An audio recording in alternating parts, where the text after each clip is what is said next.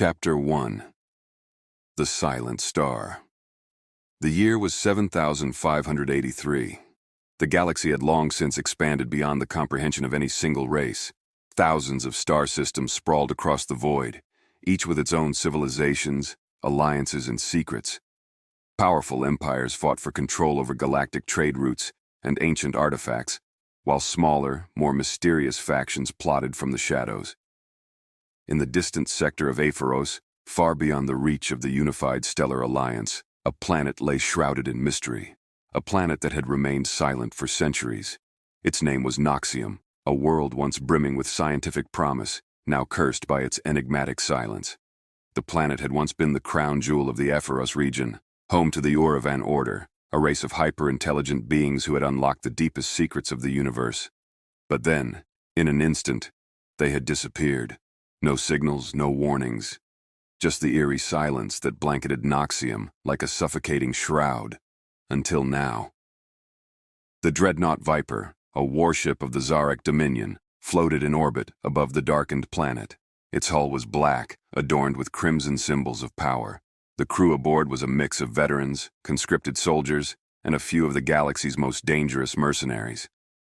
They had all come for the same thing: answers.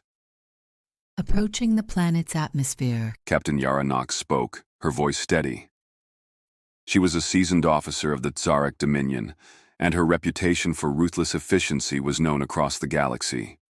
Beneath her cool demeanor, there was something darker. A desire to understand the forces that had consumed Noxium. ETA to landing zone is 15 minutes. Her second-in-command, Lieutenant Kale Rask, reported from his station. His voice was deep, with a metallic edge, augmented by neural implants. His eyes glowed faintly, a side effect of his cybernetic enhancements.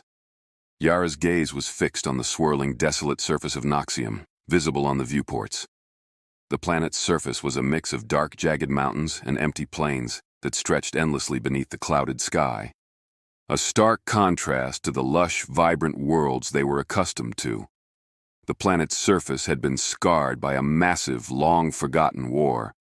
No one knew who the Urevan Order had fought, if they had fought at all. do we have a full scan of the surface? Yara asked, though she already knew the answer. Kale shook his head, his fingers flying across the hollow panel. The scanners aren't picking up anything more than faint energy signals. Nothing substantial. It's as if the planet is shielding itself.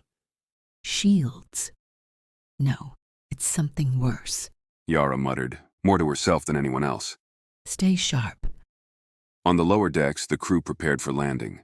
In a dim-lit chamber lined with weapons and gear, Vex, a hulking alien mercenary from the Korath Slaughter Guild, stood sharpening his blade. His people had a reputation for brutal efficiency, and Vex's massive frame, covered in thick, chitinous plating, gave him the appearance of a living weapon. His mandibles twitched as he worked, his mind sharp despite his brutish appearance. Are you ready for this, Vex? A voice asked from behind him. Vex turned slowly to see Ryla, a human operative from the Directorate of Intelligence, step forward. Her dark hair and tight black combat suit made her look almost like a shadow herself, a product of her own faction's relentless training. She was the team's infiltration expert, and she'd been on dozens of missions like this one. But even she couldn't mask the slight unease in her eyes. Are you asking if I'm ready to die? Vex grunted. Because that's how I see most of these missions. Ryla smirked. You know, I'm starting to think you've got a death wish. Maybe. Vex rumbled, turning back to his blade. But I want to make sure I take something valuable with me when I go. Ryla hesitated, then nodded. Let's hope that something valuable is a piece of whatever killed the Urevan. The dreadnought Viper touched down with a low hum, its landing gear scraping against the barren soil of Noxium. A hush fell over the crew as the ship's massive door opened, revealing the desolate landscape. The air was thick with static, and the entire planet seemed to hum with a strange, low-frequency vibration. Yara and Kale led the team off the ship, weapons at the ready. The crew's footsteps echoed across the cracked ground. Noxium was dead silent. The only sound the soft whir of their gear and the occasional screech of wind whipping through the empty plains. Let's get to the Urevan temple. Yara said, her voice cutting through the silence. It's our best shot at finding answers. The temple was located in the heart of the largest mountain range on the planet, a place known as the Shattered Peaks. It was a relic of the Urevan Order, a place of both learning and mystery. The group walked in tense formation, each member's nerves heightened by the eerie silence that surrounded them. Suddenly, Kale's voice crackled through their comms. I'm picking up something, a signal.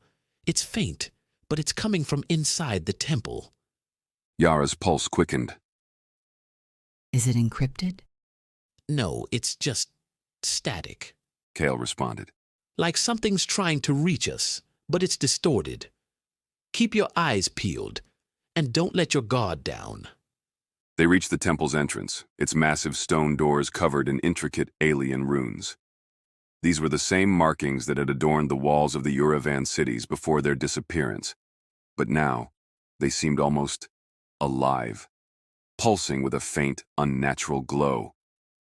Vex stepped forward, his massive hands wrapping around the door handles.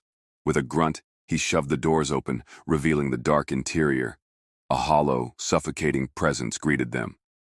As they stepped inside, the ground beneath their feet vibrated with a low hum. And then, from the dark recesses of the temple, came a sound, soft at first, like a whisper, then clearer. Help me. This was the end of Chapter 1 of The Black Veil of Aephyros. The story will continue in Chapter 2.